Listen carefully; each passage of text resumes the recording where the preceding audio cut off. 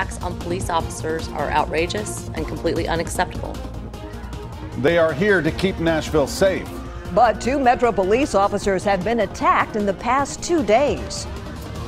Good evening. The fights all started the same way. Girls fighting over boys. Now police are stepping up to keep the James Casey home safe. Cuthbert Langley is following this story. And Cuthbert, first off, how are the officers doing? Vicki, they are at home tonight recovering and should be back on the force soon. And it was just a couple hours ago when the police chief as well as Mayor Megan Barry held a news conference here at the police precinct talking about these issues. And Mayor Megan Barry says even though you see people taunting and beating police officer in one of those videos, relationships between the community and police are not strained. This is not an issue about the community clashing with the police.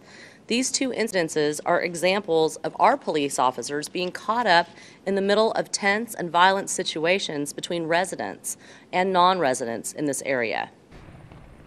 This all started on Monday when Officer Josh Houseman was stabbed near South 7th Street while breaking up a fight.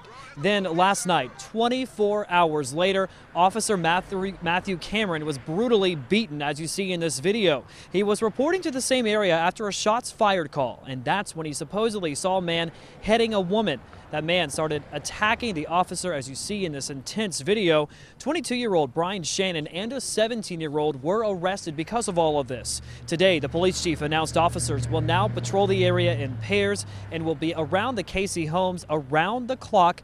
Cameras will also be put up, and they say the fights were started by trespassers. So tonight, I asked how officers plan to identify those who live there and those who don't.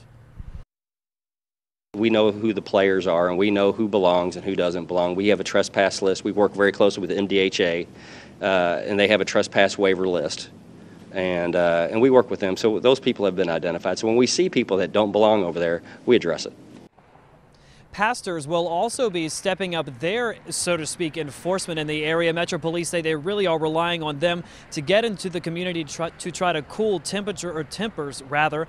And I have been told by the Metro Police Chief tonight that more arrests are expected in these incidents. We're live at the East Police Precinct tonight. I'm Cuthbert Langley, News Channel 5.